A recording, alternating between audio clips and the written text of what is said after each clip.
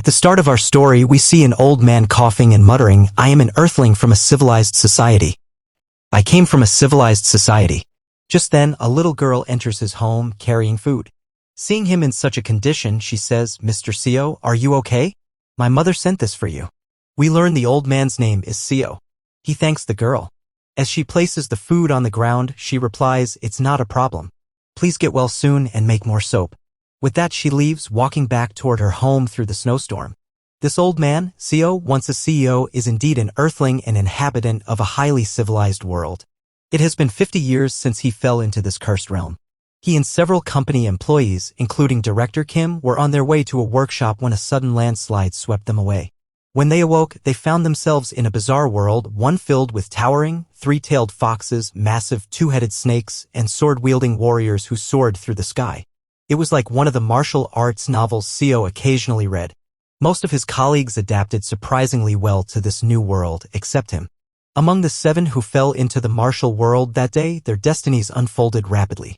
Within just 3 days, ethereal, sage-like beings descended from the skies and were astonished by his colleagues' mythical talents. Each of them was taken away except for Seio and Director Kim. They had hoped that they too would be chosen or discover some hidden ability. But neither had any unique talent. With no knowledge of this world, they could do little else but manual labor. For 6 months, they worked menial jobs in a bustling marketplace just to eat. Then one day, Director Kim had enough. He spent all his savings on a third-rate martial arts manual sold on the street. Everyone mocked him, but within 3 months, he had mastered it and became a full-fledged martial artist. He told Seio that he couldn't keep living like this and spent all his money on a third-rate martial arts book being sold on the streets. Everyone laughed at him. But within 3 months, he mastered it and became a full-fledged martial artist. He served the nation and continued learning increasingly advanced martial arts. After becoming a powerful warrior, Director Kim departed for the Jianghu, leaving Seio behind. Seio simply wished that something special might happen to him too. But in the end, nothing ever did. After 50 years, he is now merely an old man dying from a simple cold. He coughs up blood, repeating that he is from Earth. He did his best to survive. He learned the language, learned to read and write, worked as a laborer to earn a living, bought a small piece of land, and built his own house. He started earning some decent money when he began making soap using lye. In this medieval era, soap was practically a new concept. However, even that came to an end when some thieves stole his soap-making method and began producing their own. These thugs forced him out of the market. Now, he waits for death, having been rejected by this world. A frustrated CEO questions the world. "What do you want from me? Even though I gave it my all, what more must I do?" He begins to cry, wondering why he couldn't have been chosen, even if he wasn't special, and why he keeps losing everything. Now, Seio no longer has the strength to keep his eyes open. As they begin to close, he wishes that if he just had a little more power, maybe, just maybe, he could have had more chances. Lying in bed, sick with a cold, his life comes to an end. That was how he died, and how, bathed in a bright light, he opened his eyes once more. He slowly looked down at his body. It wasn't a hand covered in wrinkles and lines. It was a young hand, full of vitality and life. He was dressed in something clearly unlike the clothes of this world, the blue shirt and sweatpants he had worn back on Earth. He looked around, trying to make sense of the situation. Then he spotted Director Kim, Chief O, Section Chief John, Deputy Manager Kong, Deputy Manager O, and Manager Kim. Seio was stunned to see them. At that moment, he finally understood. He hadn't arrived in this world powerless. He had gained the power of regression. This was Seio's first regression. Director Kim, with half his hair shaved off, glanced around and asked, "What's going on?" "We were just heading to a workshop." He wasn't sure where they were, but Seio knew. This was the very first day. They had just arrived in this strange world. Seio recalled how they got here. They were in an SUV heading to the workshop when a landslide struck, and then something flashed. It was a memory from 50 years ago, so it was a little hazy, and even he couldn't remember it clearly. While he was thinking this, someone suddenly called out from behind, "Hey, Deputy Manager." But he was still lost in thought, wondering, "Now that I've regressed, how should I live?" In regression novels, people usually thrive using their future knowledge, but all I know is how to make soap. Suddenly, the man behind grabbed Seo's shoulder and shouted, "Manager Seo Yoon-hyun." Seo snapped out of his daydream at the shout. He turned around and saw it was Section Chief John.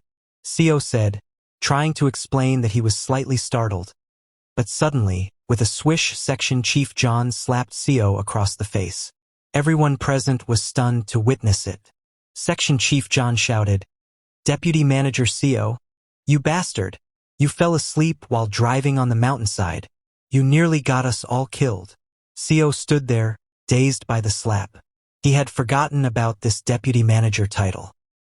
It was a title he hadn't heard in so long that he didn't realize Section Chief Jien was talking to him.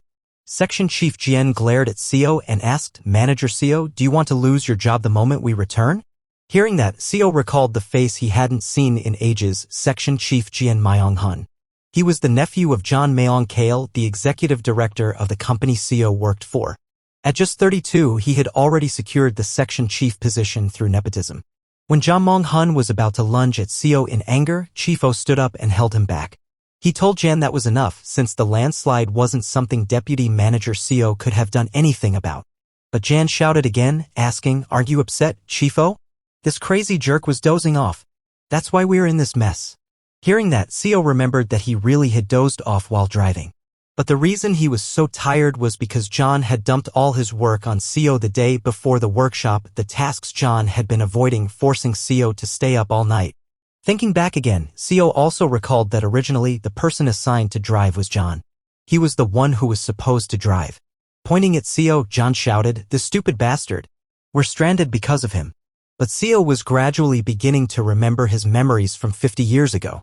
Back then, Seo was so stunned he couldn't grasp what was going on. So, without thinking, he apologized to John. He even believed it was his own mistake. Then he spent the next 50 years just like that, constantly apologizing to people. Even when a group of bandits stomped over him and stole his belongings, when a damned martial artist insulted him, or when a regional official seized everything he had in the name of taxes, he kept apologizing. But there was one thing Seo came to realize after years of bottling it up. Sure, he had to control his temper in front of those he couldn't face, but not in front of everyone.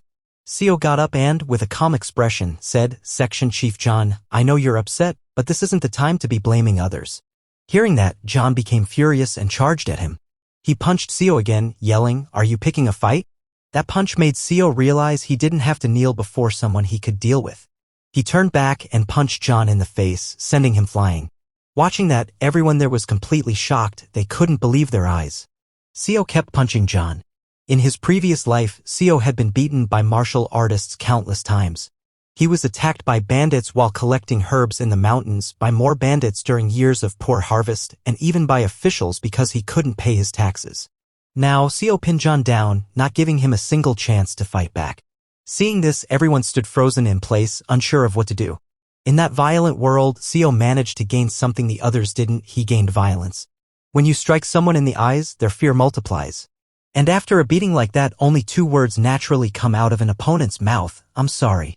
Those were the exact words John spoke when Seo struck him in the eyes. Though Seo may not have the mythical talents mentioned by those transcendent individuals or the amazing martial arts that would make him famous in the martial arts world, he now did have the ability to change fate. Director Kim, Chief O, Assistant Manager Kong, Assistant Manager O, and Manager Kim were all staring at Seo with anxious eyes. Among them, Director Kim finally spoke with a shaking voice. "Deputy Manager Seo, no matter what, how could you go that far and assault a fellow colleague?" Seo didn't defend himself and calmly accepted it, saying, "Yes, you're right, Director Kim. I just lost my temper in that moment. I'm sorry for frightening everyone, though I won't be seeing any of you again anyway." He gave a polite bow to Director Kim and the other employees, apologizing for not doing more at the time, since he was the one driving. Director Kim responded by saying that yes, Section Chief Jien had been a bit too harsh, and that Seo couldn't really have done anything about the landslide. Still, Jien had overreacted. He then asked Seo to apologize to Jien personally, knowing that Seo would still be seeing Director Kim. Seio listened to his words because Director Kim would eventually become one of the strongest martial artists there once he began training. If Seio supported him as much as possible in this life, he was certain he'd benefit from it too. That meant he had to get on Director Kim's good side early on. Seio turned to Jin and, while extending a hand, apologized, admitting that his reaction had been excessive. Jin, his face bruised from Seio's beating, looked furious and seemed ready to attack him, but paused when he saw Seio staring back with lifeless eyes and no trace of fear. Once everyone had settled down, Director Kim glanced toward the forest and suggested, "Why don't we try to get out of these woods and search for a village?" Seio agreed as it was the logical step, but he knew this place was different. Immortals roamed freely in pursuit of eternal life, and the only law that ruled here was, the strong devour the weak. The people of this land, the Murim, fought with blades for wealth and honor. The name of this forest was Ascension Path. There were no villages, cities, or nations anywhere nearby. Seio turned to Director Kim and suggested, "Since the sun is about to set, why don't we set up a shelter in a safe spot?" Director Kim agreed that Seio's suggestion made sense but asked, "What about the car? We packed quite a lot of stuff in it for the workshop." There were many things in that car they could use, but only Seio knew they wouldn't be able to locate the car. He also knew they wouldn't trust him, so he decided to just let them search for the car instead of wasting his energy trying to persuade them. He suggested that they should split up. One team could search for shelter, and the other could try to find the car. They would meet back here before it got completely dark. After a few hours, they lit a fire in a cave close to the spot where they had first arrived. While eating, a black-haired girl said she didn't understand. "We were caught in a landslide while inside a car. So how did we end up here when the car is missing?" Director Kim nodded in agreement with the girl, saying he didn't understand it either. Everyone was gathered around the fire, eating. Pointing at the food, a girl remarked, "This tastes like chestnuts." Hearing that, Seio asked her if it was crispy. He told them he had plenty of it so they could eat as much as they liked. Hearing that, Director Kim chuckled and said, "It's quite a serious situation, but thanks to Manager Seio, we're actually enjoying ourselves." He complimented Seio, saying, "I knew you were this reliable even back at the company." While everyone was eating, Seio noticed John sleeping in a corner, refusing to eat anything. Director Kim raised his voice slightly so John could hear. "Manager Seio, if I remember right, you were exhausted while driving because you had to work late last night." The others agreed with Director Kim. A brown-haired girl told him their manager is truly hardworking. A red-haired girl also complimented Seio, saying, "It feels like we are on a camping trip thanks to this cave Manager Seio discovered." Seio knew they were right, since in his previous life they had only discovered this place after wandering in the woods for hours. But he remained humble and told them he had just been lucky. Hearing that, everyone laughed and told Seio he should just accept the compliment. Seio also felt that he should enjoy this moment, as tonight would be the last time they could laugh like this. The next morning, shaking with fear, Seio offered his greetings to the Lord of the Forest.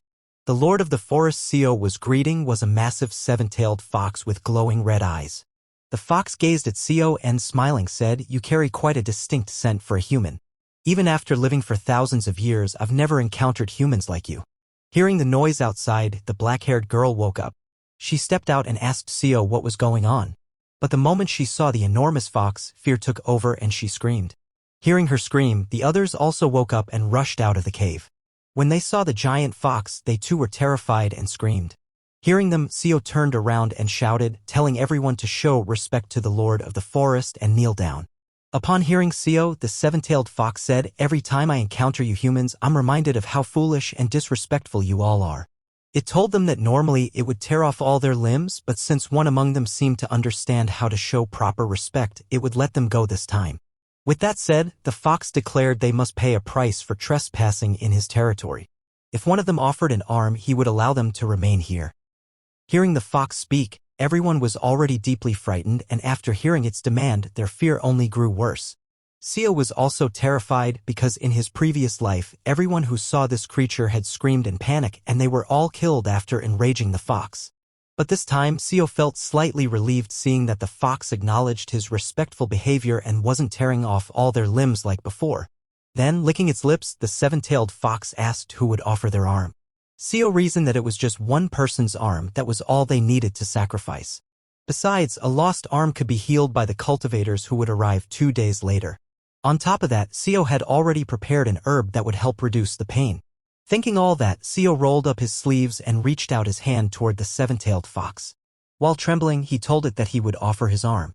Everyone was stunned that Seio was willing to sacrifice his hand for them. The seven-tailed fox opened its mouth and swiftly lunged at Seio, saying, "You know your manners, so in return I'll try to make it as painless as possible." Then, in the very next second, with a loud cry of agony, Seio lost one arm. The seven-tailed fox had completely bitten off his hand and devoured it. Everyone turned their eyes away. They couldn't bear to witness the horrifying scene unfold before them. Seio was overwhelmed by the pain. Tears rolled down his cheeks as he reached out with his remaining arm to grab the herb. The pain was so unbearable that he couldn't focus on anything else in that moment. He quickly consumed the herb he had prepared to relieve the pain. After devouring Seio's hand, the seven-tailed fox told him that it had expected him to taste different because of his unusual scent, but in the end, he tasted just like any other human. In fact, it said he tasted even worse due to all the impurities flowing through his veins. Hearing that, Seio slowly began to regain his senses. He was surprised to realize that the herb had actually eased the pain more than he expected. After calming down, Seio apologized to the seven-tailed fox, saying his offering wasn't good enough. But the fox showed no interest in continuing the conversation. It turned away and began to leave, telling them they were allowed to stay in its territory for 7 days, and during that time they wouldn't die thanks to its divine protection. Saying that, it leapt into the sky at incredible speed and vanished. After the seven-tailed fox left, the worried group rushed towards Seio to check on him. Seio slowly got to his feet and asked everyone to head back inside, saying he would explain everything once they were in the cave. Seio calmly explained that he had encountered the fox earlier that morning when he left the cave. The fox had told him that they were now in Murim. Everyone was stunned to hear that they were in Murim. Director Kim asked Seio if he truly meant Murim, as it was hard to believe something so unreal.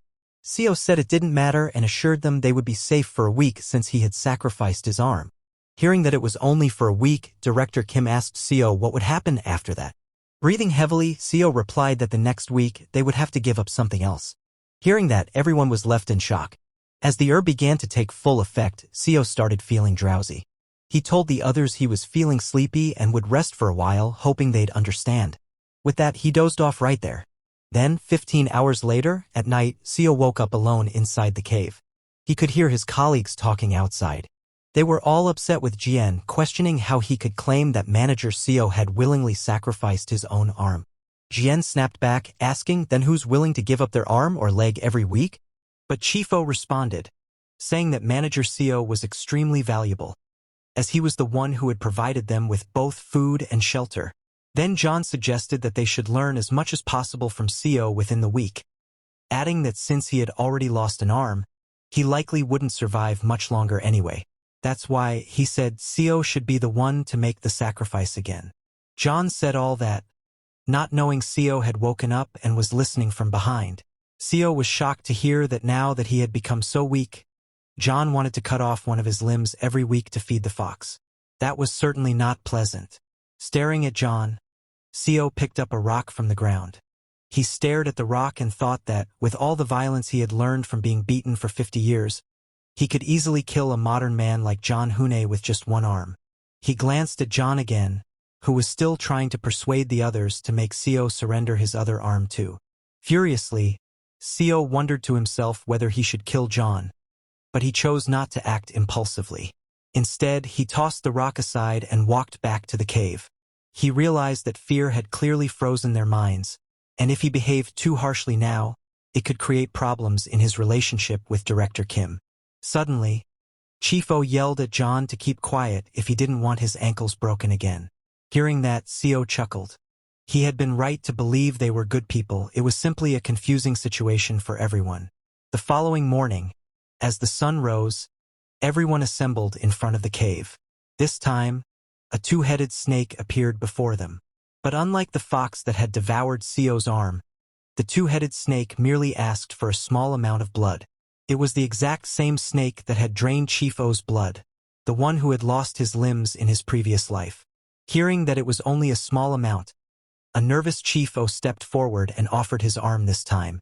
But after drinking Chief O's blood, the snake gagged and vomited, saying, "This is disgusting. This is the worst human blood I've ever tasted." Hearing that, Chief became furious, but CEO understood it was the blood of a 21st century worker, soaked in nicotine and cholesterol. No wonder it tasted awful. CEO then turned around and asked John Mong-hoon to join him in gathering some herbs. Hearing that, John was stunned and asked CEO if he had really used his full name, but CEO didn't respond. Instead, he asked John if he was hungry. John replied that he was.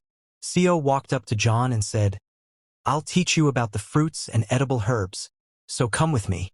CEO leaned in and whispered to John that he intended to offer his arm to the fox again next week.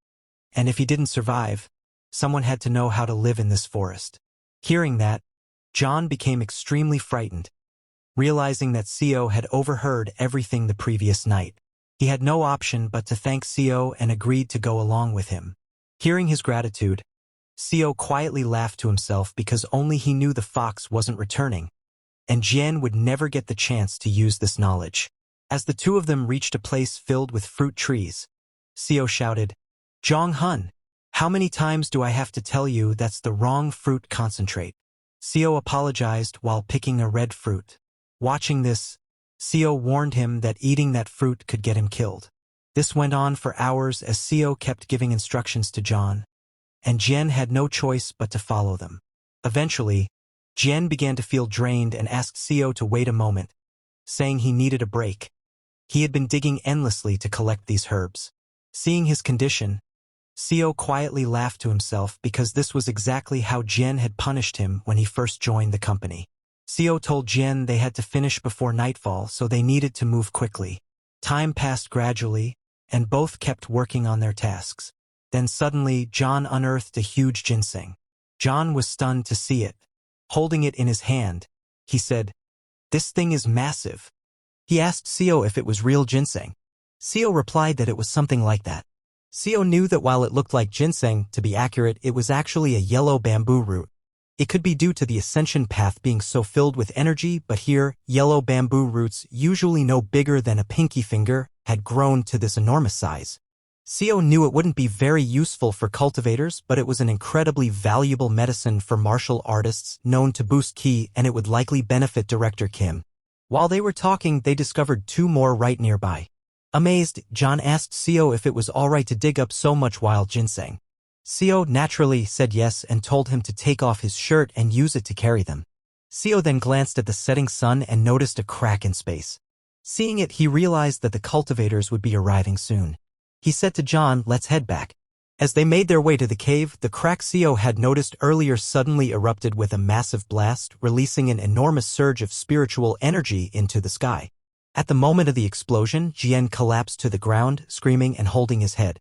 He wasn't the only one. Chief O was in the same state, along with Manager Kong. All three clutched their heads, crying out in agony.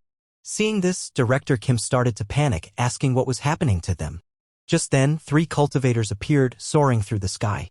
Looking at John, Chief O, and Manager Kong, a cultivator named Buko, dressed in golden robes, said, "What a surprise! Who would have thought we'd find such raw talent here?" A black-cloaked cultivator named Huwok told Buko to back off, claiming they were his.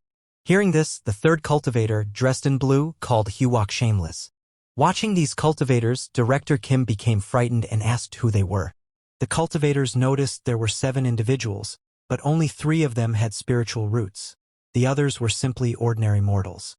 Then Buko lifted his hand and formed a ball of lightning. He hurled it at John, who screamed in agony as thousands of lightning bolts surged through his body. When Buko finally stopped, he was astonished by how remarkable John's body was. It was the body of heavenly golden thunder. Then Huwok stepped forward, telling Buko to step aside as it was his turn.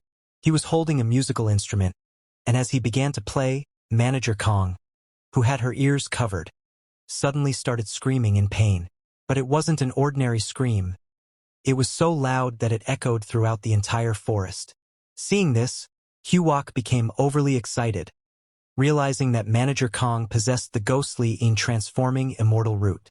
He had never imagined that something like this truly existed. Then it became the third cultivator's turn.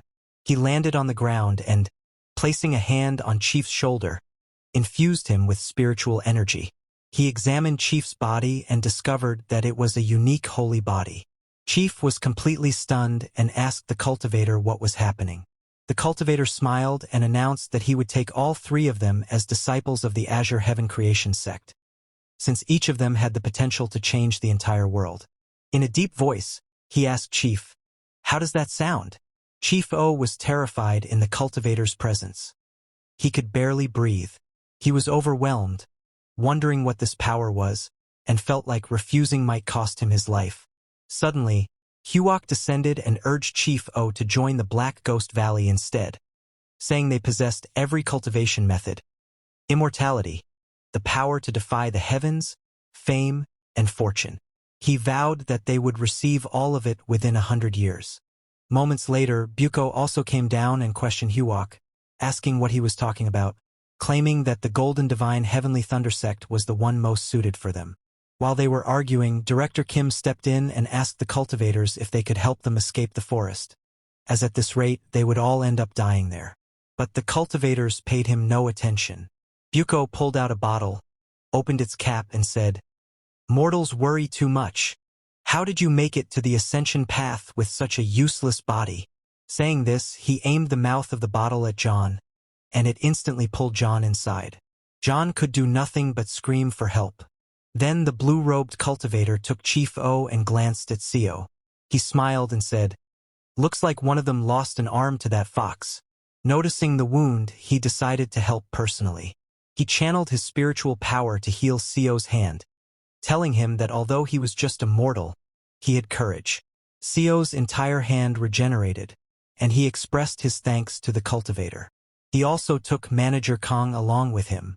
Then all three cultivators soared back into the sky, and before leaving, they told Seio that they had captured all the beasts and monsters along the ascension path on their way here, so the area would remain safe for the next 10 years.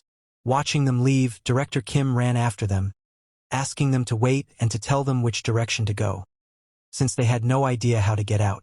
He shouted for Section Chief John, Chief O, and Deputy Manager Kong, but it was pointless. The cultivators ascended into the sky and vanished. Watching them disappear, Seio felt deeply disappointed, but it was pointless. The same thing had happened 50 years ago. No matter how loudly they shouted, those cultivators treated them like insects and simply moved on. Still, Seio felt a small sense of relief, knowing they had at least healed his arm. While running after them, Director Kim became out of breath and collapsed to the ground, asking, "What do you expect us to do in a forest like this?" But just before he completely gave up hope, Director Kim suddenly noticed several beams of light soaring in the same direction the cultivators had gone. Seeing that, he grew confused and asked, "What are all those lights in the sky? Is something over in that direction?" But Director Kim couldn't abandon his team, so he turned back. The following day, heavy rain poured down with lightning flashing all around. All four, Deputy Manager O, Manager Kim, Manager CIO, and Director Kim, were taking shelter in the same cave. But Deputy Manager O's condition was worsening. She lay on the ground, coughing up blood. Manager Kim asked CIO if there was any kind of herb they could use, as Deputy Manager O's condition was critical. She was panicking, unsure of what to do. Aware of what the future held, CIO told Manager Kim, "Let's wait a bit longer. Someone might show up and heal her." Hearing that, Manager Kim looked confused. Suddenly, they heard the sound of footsteps. Someone stepped into the cave and said, "Mortals on the ascension path are like ants, struggling in the battles between dragons." Seeing the man, Director Kim quickly stepped forward and asked, "Who are you?" The man smiled and replied, "I am the Sea Dragon King." The Sea Dragon King Seio informed them that Deputy Manager O was manipulating the storm outside. Upon hearing that, everyone stood in shock. The Sea Dragon King clarified that the storm had abruptly appeared from nowhere, so he arrived to investigate its origin. Pointing toward Deputy Manager O, he said that the woman lying there must have performed the sorcery behind the storm. The Sea Dragon King was astonished because she seemed like an ordinary woman, lacking even a hint of cultivation. So how could she possess such immense power? Moreover, she wasn't even doing it intentionally, which made it even stranger. Hearing that, Seio explained to the Sea Dragon King that in truth, they were the ones confused. They had only arrived in this place recently, yet one after another, formidable beings like him appeared and took away their companions. Upon hearing this, the Sea Dragon King burst into laughter. He asked Seio if he was claiming that among his teammates there were a few with exceptional potential, and then, as though it had been pre-arranged, powerful cultivators arrived and took them, and now he too had appeared right in front of this woman. Seio told the Sea Dragon King that's exactly what had occurred. Gazing at Seio, the Sea Dragon King grinned and asked, "Dear mortal, do you have any idea where we are?" He informed Seio that this location was called the Ascension Path, or simply the Path to Ascension. It served as a vital gateway that leads directly to the upper realm. Within just a few months, a dimensional rupture named the Ascension Gate would open right around this very area. It occurs once every 1,000 years. Innumerable high-ranking cultivators and spiritual entities would have already started assembling near the Path to Ascension to reach the upper realm. So, isn't it perfectly reasonable that cultivators like him would show up near them? Upon hearing that, they finally grasped the full picture. Then Director Kim told the Sea Dragon King that those cultivators mentioned they were taking his companions to join their sect. And if those cultivators were indeed ascending to the upper realm, how could his colleagues possibly accompany them? Listening to that, the Sea Dragon King explained that it might be difficult for ordinary mortals like them to comprehend. He pulled out a bottle similar to the ones the cultivators carried and explained that there was a technique among cultivators used to compress large objects and store them inside enchanted tools like this. Those cultivators had likely stored their sect within such items. Their intention was to ascend to the upper realm together with their entire sect once the Ascension Gate opened. The Sea Dragon King informed them that, in fact, he too had sealed one of the undersea castles belonging to his Sea Dragon clan inside this very item. Within it, 1,800 sea dragons lay dormant. Upon hearing that, Seio and Director Kim's jaws dropped in utter shock. The Sea Dragon King gently patted Deputy Manager O's head, saying she was unusual and fascinating. If she were to become part of the Sea Dragon clan, she could turn into someone truly remarkable. Watching him pat the unconscious Deputy Manager O's head, Director Kim lunged forward to stop the Sea Dragon King. But in the very next moment, he dropped to his knees as an immense force pinned him to the ground. Whenever Director Kim attempted to resist that force, it only intensified, applying even more crushing pressure on him. The one exerting that pressure was the Sea Dragon King. He raised Deputy Manager O in his hand and told Director Kim that he would offer her his blood and acknowledge her as his kin, and that would be best for everyone. That he then offered one more piece of advice. Looking at Director Kim with his glowing green eyes, he warned him never to casually question high-level cultivators. Right after he said that, the pressure on both Director Kim and Seio intensified and both of their eyeballs popped out. Cradling Deputy Manager O in his arms, the Sea Dragon King walked away, telling them he had only answered because of his generosity, otherwise most cultivators would have slain them for simply asking a question. With that, he exited the cave and stepped into the raging thunderstorm, transformed into his true dragon form and soared back into the sky. His dragon form was so massive and powerful that it seemed to stretch up into the heavens. By the next morning, the thunderstorm abruptly ended and the skies cleared. Manager Kim was still in complete shock over the fact that all her co-workers had been taken away. She couldn't comprehend what was happening, first an avalanche from nowhere, then immortals and dragons taking away their companions. It was too much for her to process and she began losing her mind. Seeing her in that state, Seio moved toward her, trying to comfort her. But while trembling, Manager Kim said, "Manager Seio, please, you must not be taken too. If you're taken, I won't be able to survive alone in this forest." Saying that, she burst into tears. Seeing her in that state, Seio wished to reassure her that he wouldn't leave, but deep down, he knew that, sadly, their time was almost up. Just then, Manager Kim felt something inside her head and let out a scream. She collapsed, clutching her head, and told Seio that something was approaching. Watching her scream, Director Kim rushed over and asked, "What's going on with her now?" Suddenly, the entire jungle descended into chaos. Birds in the sky and animals throughout the forest began fleeing for their lives. Manager Kim began trembling and told them that it was Head. Hearing that, Director Kim grew confused, and before he could process anything, an old man riding a mechanical lion suddenly appeared.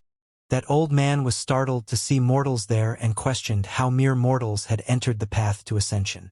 But after observing them briefly, it didn't take the old man long to figure it out. With the ascension gate about to open, the surrounding space had turned unstable, and they must have been swept into a spatial storm. He laughed aloud, praising himself as a genius for instantly grasping the situation. He then stepped down from his mechanical lion and asked them who had just released that immense consciousness. He chuckled, saying it was such a potent presence that he had assumed a sage from the upper realm had arrived. Glancing at Deputy Manager O's state, he inquired if it was her. Director Kim stepped forward and blocked the old man, saying, "Manager Kim is our companion." But with a mere flick of his finger, the old man hurled Director Kim to the side. Witnessing that, CEO instantly leapt forward to catch Director Kim in an attempt to shield him. He managed to catch him, but was also thrown back, crashing hard onto the ground. Director Kim remained unhurt and expressed his gratitude to Deputy Manager CEO, but CEO didn't respond. Seeing that, Director Kim grew alarmed and helped CEO to his feet. To their surprise, CEO's entire back was exposed and injured from the impact with the ground. Director Kim was stunned to see that and asked CEO if he was all right.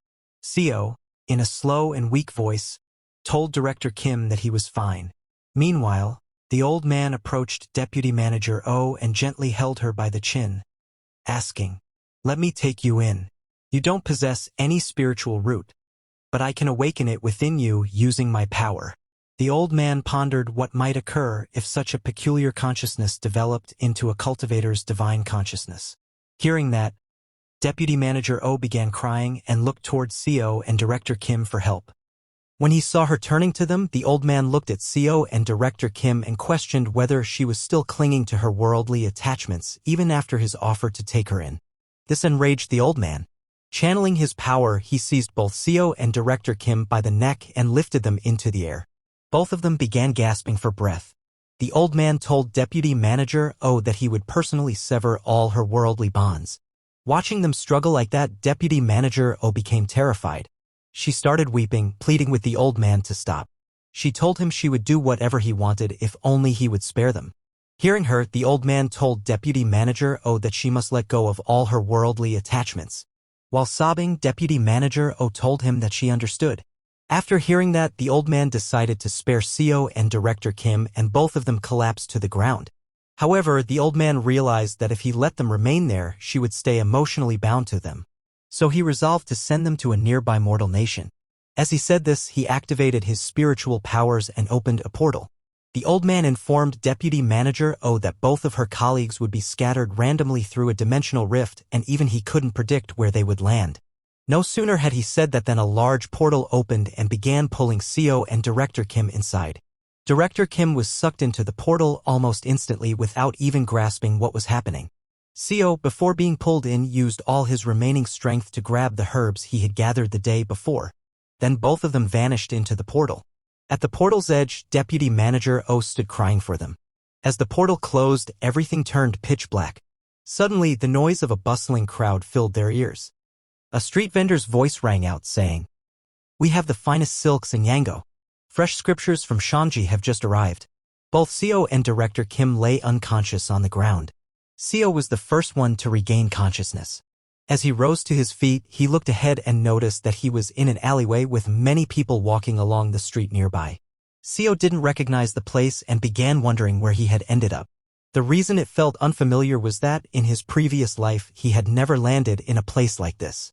He got up slowly, realizing that the immortal had spoken the truth. The location where they fell was completely random. As CEO exited the alleyway, he felt that the path ahead looked oddly familiar. Looking around carefully, he finally understood this was the place where he had once spent 50 years of his life. Right in front of him stood a massive 10-story building. Upon seeing that structure, he finally realized that he was in the capital of Yango, Seeing City. After witnessing the scene outside, CEO went back to Director Kim and woke him up. Director Kim was extremely exhausted and told Manager CEO that he couldn't keep up with everything going on anymore. Sitting beside CEO, he told Director Kim he felt the same way. It would be nice if this were all simply a dream. Director Kim couldn't believe that it was just the two of them remaining. but he thought he should feel relieved that they hadn't been taken by those monsters. Seio simply looked at the confused Director Kim and didn't say a thing, because even he wasn't sure about this. He may have regressed, but in his former life, he had been nothing more than a powerless herb gatherer. Seio then told Director Kim that they couldn't remain in this alleyway forever. So why didn't they head out from here? Director Kim said, "All right," and both of them walked out of the alleyway. But as they stepped out, all the people of that place began staring at them while speaking in some unfamiliar language. Hearing those voices, Director Kim became very confused. He asked Seio, "What are they saying? Sounds like Chinese. Why is everyone whispering while looking at us?" Seio told Director Kim that some of the people were saying the clothes they were both wearing seemed funny. Hearing that, Director Kim was stunned. Seio smiled and assured him not to worry because he understood a bit of Chinese. Director Kim wanted to ask something, but noticing Seio's wounded back, he stayed quiet and said, "That's great." Seio said that, but in truth he had lied to Director Kim. The language those people were using was not Chinese. Other than the fact that they shared the same characters, it sounded completely unfamiliar. In his previous life, Seio had endured the mockery of beggars for 2 months just to grasp the basics of the language. But now there was no reason for that. Seio pulled out the herbs he had gathered earlier and asked Director Kim if they should get some fresh clothes. Hearing that, Director Kim was puzzled and asked how, since he felt the people in this place wouldn't accept their currency.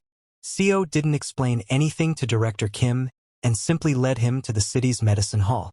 The medicine hall's owner was astonished to see the ginseng and asked Seio if he was truly letting them purchase such valuable herbs. Seio acted confident and told the owner that those yellow bamboo roots were at least 800 years old. The owner said, "Of course," and added that the roots should be valued at around 15 silver ingots. Hearing 15 silver ingots, even Seio became uneasy, as he had never possessed that much money in his past life. But he kept his composure and urged the shopkeeper to hurry and take the money. The shopkeeper agreed and instantly handed over the silver to Seio.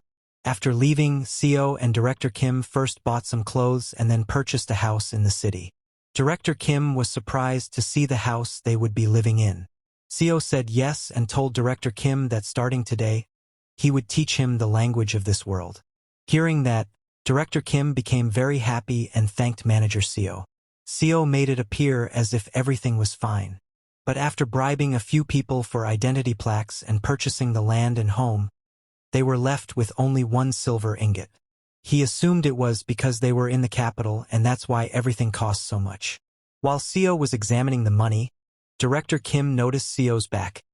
Even though he was wearing fresh clothes, due to the injuries on his back, his new outfit had turned red. Realizing how much Seio had done for him, Director Kim suggested to Seio that since they were now in a completely new place, why didn't he just call him by his name? Surprised to hear that, Seio told Director Kim that he was okay with that. Director Kim smiled and thanked him while addressing him by his full name, Seio Yoon-hyun. Later that night, after settling inside the house, Seio explained to Director Kim that the reason he had been able to get all that silver was because he had sold those herbs. Pointing toward the 2 remaining ginseng roots lying in front of him, Seio told Director Kim that they wouldn't have any steady income once the herbs ran out, so they needed to come up with a way to generate money. Hearing that, Director Kim glanced at the ginseng and pondered.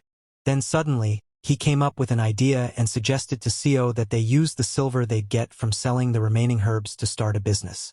It was a solid plan. Seio understood that with the money they could earn from this, along with Director Kim's experience from being a director in a mid-sized company, they should be able to sustain a living. But that didn't seem enough. Seio figured that since he had regressed, why not aim higher? He knew Director Kim was a martial arts prodigy, who, after reading some third-rate martial arts manuals sold on the streets, became a martial master in just a few months. Once he picked up more advanced techniques, he became one of the most formidable martial artists in the Yongho. But what if he were to study high-level martial arts right from the beginning? Seio might be able to accelerate the rise of the greatest swordsman in the Yongho by at least 30 years. Thinking of all that, Seio smiled and made up his mind. He would benefit as much as possible while working for him. He informed Director Kim that this was Murim, a realm of martial arts. This immediately caught Director Kim's attention. CEO told Director Kim that no one could predict when the gangs of the Jungho might target them if they launched a business, so shouldn't they at least learn basic self-defense? Director Kim's face lit up upon hearing the words martial arts. But he also knew they didn't teach outsiders their martial arts. So he asked CEO how they would manage to learn. Seeing his enthusiasm, CEO smiled, because as a well-known Murim novel nerd, he already knew Director Kim would be curious. He explained to Director Kim that in this city, there are 7 renowned sections. Among them, the demon-slaying sect, self-binding temple, suppressing birdhouse, and the 7 mysteries sect belong to the orthodox side of the Jungho. Meanwhile, the Wolf Fang Gang, the Dark Knight Association, and the Dragon Fighting Stronghold are seen as unorthodox. The people refer to them as the 4 stars and the 3 demons.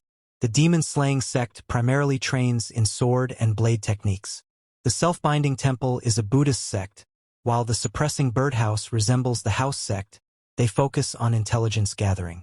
The 7 mysteries sect has an ancient legacy and teaches a variety of martial arts. On the other hand, not much is widely known about the 3 demons. It's said they specialize in stealth skills and sorcery, and are involved in many unlawful activities. After finishing his explanation, CEO asked Director Kim which sect appealed to him most. Without a moment's hesitation, Director Kim picked the demon-slaying sect, adding that a martial artist should wield a sword, and a man ought to master blade techniques. Hearing that decision, CEO thought it was only fitting for the man once hailed as the greatest swordsman in his previous life. But Director Kim was puzzled and asked CEO how he knew all of this. CEO chuckled and told Director Kim that he had overheard some martial artists talking earlier. Then, 3 months later, CEO and Director Kim headed to the demon-slaying sect. But the guards blocked them, asking what their purpose was. CEO introduced Director Kim as his elder brother and told the guards that they had heard about the fame of the demon-slaying sect and had come hoping to learn martial arts. The guard of the demon-slaying sect was a strict, muscular man. He glanced at CEO and Director Kim's clothing and assumed they appeared to have a reasonable amount of money. But he told Director Kim that training in martial arts at his age would be challenging. CEO laughed and handed over a silver coin to the guard, asking if he could at least allow them to speak with someone of higher authority, adding that even basic self-defense training would suffice. Like that, by bribing the guard, CEO and Director Kim managed to enter the demon-slaying sect. Inside, they met one of the sect's elders. The elder asked if they were interested in learning martial arts merely for self-defense. CEO responded that they wished to learn the best techniques available, offering a box filled with silver nuggets. Upon seeing all those silver nuggets, the elder accepted, saying he supposed they could be allowed to join as external disciples. But after taking the silver, he added that no special treatment was given to those who entered through donations, and furthermore, they would only accept one of them. Hearing that, CEO was stunned because all that silver was worth just 1 yellow bamboo root, and that was all they were willing to offer. Surprised, Director Kim tried to question the elder if they were being scammed, but before he could say anything further, CEO accepted the elder's terms and thanked him, adding that his brother would be the one receiving the training. Upon hearing that, Director Kim was truly shocked. Then, as they were leaving, the elder asked Director Kim to come out later to the area where all the external disciples gathered. As they walked away, Director Kim asked CEO what was the point if only he would be learning martial arts. He said he might have picked a different faction had he known they'd be that costly. CEO turned back with a grin and told Director Kim not to worry about it, saying it's not like he had ever excelled at sports anyway. He told Director Kim he'd just start a business with the leftover money and support him, so he should simply focus on mastering martial arts. Director Kim was taken aback by that. He couldn't believe how much CEO was giving up for his sake. He told CEO that he would do his best, but Director Kim still had doubts because of his age and wasn't sure if he could truly accomplish much. CEO encouraged him to believe in himself that he was capable. Director Kim thanked CEO and went to train with the outer disciples. Then, 7 months later, during a competition held inside the sect, all the elders of the demon-slaying sect were both shocked and furious at the sight before them. In just 7 months, Director Kim had defeated every one of their disciples. The elders were enraged, demanding to know how some outsider from nowhere had managed to overcome all their prized disciples in such a short time. The demon-slaying sect was thrown into chaos. To master a martial art means to grasp the true essence that the martial art carries and to physically align oneself with it. A third-rate fighter who understands the essence of a martial art can rise to second-rate if they absorb it into their personal comprehension. To move beyond that, one requires more than double the depth of understanding as before, alongside equal time and effort. Yet sometimes, individuals blessed with talent seem to mock normal levels of understanding and leap through multiple stages at once. The demon-slaying sect is filled with such gifted warriors, the renowned sect of Seio City. But an outsider has arrived to challenge the prime disciples of that noble sect. In just 7 months, Director Kim became a top-tier warrior who had fully mastered the absolute dragon saber technique of the demon-slaying sect. The Grand Elder was enraged upon witnessing Director Kim, for he knew it was unthinkable to reach first-rate with just 6 months of training. First-rate level is a rank achievable only through the combined dedication of many elite martial artists. Furthermore, Director Kim was an outsider learning within their sect. To many, it felt like their traditions had bowed to a single man. The Grand Elder instantly commanded the sect guards to seize Director Kim. And so, he was captured and confined in a house watched by hundreds of guards. But now, even Seio was taken. He understood that since an outsider had acquired skills worthy of a sect elder within 7 months, the entire sect was thrown into chaos. In such an absurd scenario, Director Kim was locked in his quarters, suspected of being a spy from a rival sect. Still, Seio couldn't grasp why he too was seen as suspicious, especially when he didn't even practice martial arts. Seio questioned Director Kim, who was refining his sword moves, if he felt concerned. Director Kim chuckled and asked Seio what exactly he should be afraid of. Seio brought up the fact that they were labeling him as a spy. In martial arts stories, they often destroy a person's core or even sever their internal flow. Director Kim agreed that it was true, but added that somehow, he felt like he was nearing another wall, and if he overcame it, he was confident he'd rise to the next level. Seio was stunned upon hearing this and asked what kind of monster Director Kim truly was. It hadn't even been long since he had reached the first-rate level, and now he was already close to advancing again. Seio understood that the martial peak came after reaching first-rate. It was the stage where most great sect leaders or high elders resided. In Manhwa, they were referred to as absolute masters, and only about 1,000 of them existed across the entire nation. The martial world never speaks of any level beyond that. So, martial peak is regarded as the ultimate realm achievable through martial arts alone.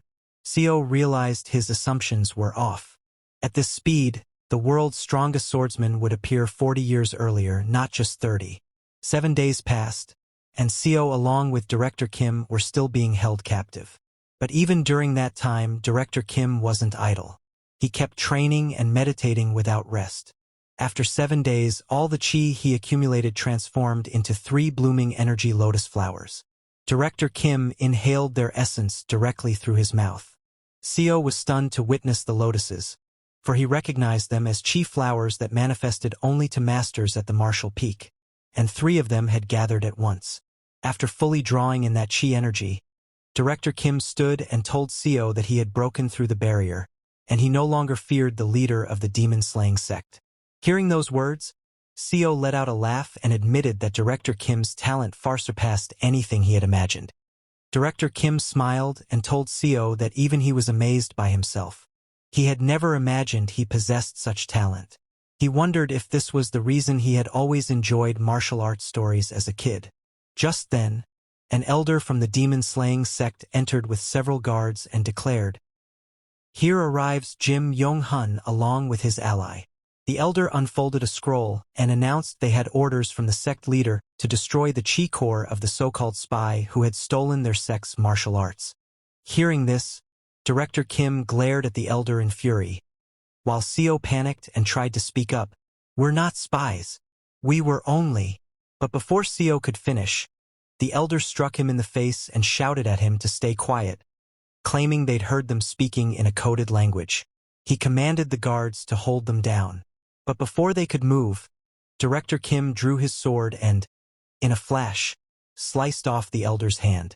The elder was stunned by the sudden move and lost grip of his own weapon. Director Kim aimed his sword at the elder and declared that this was the first sect he had ever joined, and he was no spy.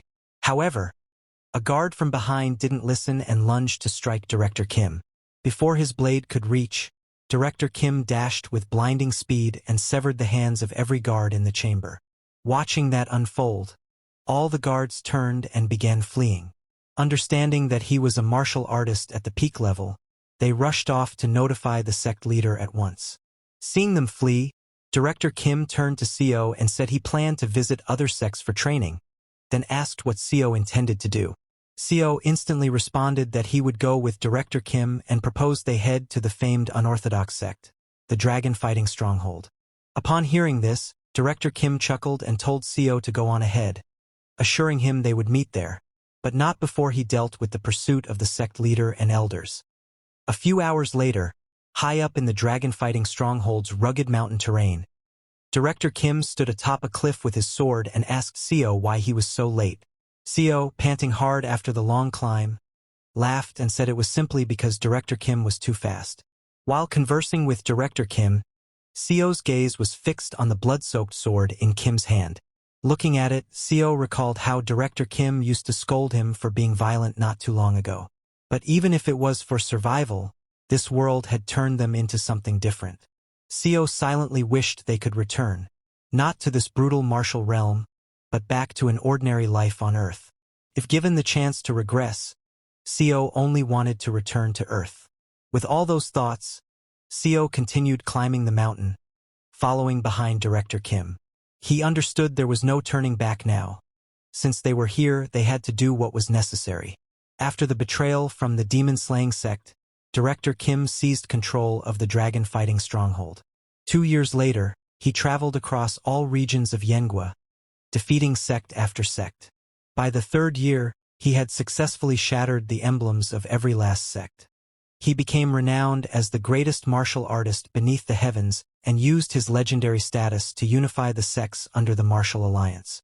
7 years passed, and by then, Director Kim and CEO shared a bond as close as brothers, ignoring the difference in age. Director Kim developed a martial art uniquely tailored for CEO and handed him the manual, saying, "This is the Severing Mountain Sword." CEO accepted the book and began reading it intently. Director Kim explained that he gave it that name with the hope CEO would carry on its will, a will powerful enough to slice through mountains. He believed that if CEO mastered the Severing Mountain Sword, he could eventually reach martial peak. As CEO read the manual, he was taken aback. Aside from what Director Kim had already told him, the Dragon Vein Chi method crafted alongside it was true first-rate martial arts. Unlike any second- or third-rate techniques, it was an immensely powerful method, and CEO immediately began training in it. But there was one major issue. Even after trying, CEO failed to learn it and would collapse instantly during practice sessions with Director Kim. Witnessing that, Director Kim told CEO bluntly that he truly lacked talent. Indeed, CEO's potential was incredibly poor. Despite receiving personal guidance and a martial art custom-made by the greatest martial artist alive, CEO barely reached the third-rate level, and that too after a full year of effort. A year later, CEO admitted that it couldn't be helped. He told Director Kim that perhaps he had some talent in medicine. After all, everyone has strengths in different areas. Then one day, a full decade later, CEO witnessed something truly astonishing. He saw Director Kim meditating, with 5 radiant chi flower orbs forming above his head. CEO was in awe, for this was a realm he had only read about in ancient tales, the convergence of 5 energies to the origin. All at once, Director Kim's entire body began to emit powerful internal chi. His joints and bones cracked loudly, and the surrounding energy shifted drastically as his white hair of age reverted to jet black. It was a divine spectacle. Director Kim's body undergoing complete transformation, radiating such energy that even standing nearby became unbearable. Once everything settled, CEO looked forward and was stunned by what he saw. Director Kim, now reborn as a young man, chuckled and asked CEO what had left him so astonished. His voice, his features, and his physique had completely changed into that of a young man. "This is known as skeletal restructuring," he said. Stunned, CEO called Director Kim brother, joking that he now looked even younger than him. Director Kim laughed and asked if he truly appeared that way. He said he felt overflowing with vitality, as though nothing was beyond his reach. CEO remarked that the world would be stunned once they saw his complete transformation. While putting on his robe, Director Kim replied, "Certainly." He walked up to CEO and said it was about time to pass down the leadership of the Murim Alliance. But CEO knew that there wasn't anyone who had gained Director Kim's recognition. Director Kim agreed and said the Murim Alliance leader, by its nature, needed to possess a strong martial foundation, but not one individual truly grasped the essence of martial arts. CEO chuckled and told Kim that was because he wasn't normal. Where else would you find a genius like him? Director Kim glanced out the window at the disciples' training and said that regardless, someone had to be found. CEO insisted once more that there simply weren't any worthy candidates. Then, 25 years later, inside a building at the heart of the Murim Alliance, CEO was calmly writing with a brush. 35 years had gone by since he had begun his second life in Dongsung. His hair had turned silver gray, as he was now well into his mid-60s. These days, he often wondered where the youthful Director Kim was and what he might be doing now. A year after undergoing his transformation, Director Kim had passed down the role of Murim Alliance leader to the next generation and stepped away. CEO had wanted to retire with him at that time, but to stabilize the disorderly Murim Alliance, he remained as its chief strategist for many more years. Director Kim had told CEO that he wished to roam the martial world and explore the entire Yen Kingdom. Maybe because of that, he didn't even show up at CEO's retirement ceremony. Old CEO stepped out of his room for a breath of fresh air. Looking around his home, he felt a deep sense of loneliness. He had purchased the house with enthusiasm using his retirement funds, but now it felt too large for one man to live in. That was the real issue. While pondering those thoughts, he suddenly heard rustling sounds from the bushes. Becoming cautious, he moved closer to investigate, only to be shocked at the sight of Director Kim standing there, wearing tattered clothes. CEO asked Director Kim what was with his ragged appearance and why he hadn't even attended the retirement ceremony. "Where have you been all this time?" Director Kim laughed faintly and collapsed to the ground. Seeing his condition, CEO quickly asked if something had gone wrong. Looking up at the sky, Director Kim told CEO that he had truly believed he was blessed with martial prowess. Sitting beside him, Director Kim asked, "Isn't that right? If I'm not a genius, then what else could I be?" He continued, "I am without a doubt a martial arts prodigy. Perhaps in this entire Yen Kingdom, or among folks like me, no one rivals my martial talent." Hearing Director Kim refer to himself as an ordinary person, CEO was confused and asked how he could possibly be ordinary. "Who under heaven doesn't know you're the number one in the world?" But before CEO could finish speaking, Director Kim interrupted with a heavy voice and said he had battled those cultivators. Did CEO remember them? Those monsters from 35 years ago who had kidnapped their comrades and soared through the skies? CEO, who had lived through that era twice, instantly remembered and was stunned to realize they were cultivators. He knew such beings rarely revealed themselves openly, instead operating from the shadows, embedded deep within the Yen imperial family and influencing the kingdom itself. After the Murim Alliance was founded and began gaining influence within the Yen kingdom, those cultivator factions started interfering seriously. Director Kim was displeased by this, but to oppose them meant going against the kingdom itself. To shield the Murim Alliance, they had no option but to comply. For that reason, Director Kim relinquished his leadership role in the Murim Alliance. As a mere mortal, he traveled across the Yen kingdom, seeking them out alone to stand against them. Director Kim explained to CEO that finding cultivators was extremely difficult. Even when he did find one and tried to confront them, they dismissed him outright, saying he wasn't worth their time. Then they would vanish using illusion techniques or flying skills, leaving no chance to counter. But 5 years earlier, he finally managed to fight a cultivator. Upon hearing this, CEO's eyes lit up, and he eagerly asked if he had won the battle. Director Kim replied calmly that yes, he had. Upon hearing that, CEO chuckled and told Director Kim that if he had done such a thing during his time as Murim Alliance leader, he would have dragged him by the collar. But while shaking hands, Director Kim said he had fought desperately against a cultivator who had reached the chi condensation realm, and he barely managed to graze his fingertip. CEO was left stunned. Director Kim then told him the cultivator had said, "If you can even touch my body, I'll count that as your win." So technically, he did win. But Director Kim still felt disappointed. CEO then asked if that cultivator from the chi condensation realm was one of the 10 great masters from the cultivation world or someone of similar standing. Director Kim shook his head and explained that the cultivator had said his level was just the second lowest in the cultivation hierarchy. In martial terms, he was merely second-rate. CEO stood there in disbelief. He couldn't wrap his head around what he was hearing and asked what kind of nonsense this was. In both his current and past lives, CEO had known cultivators to be terrifyingly powerful.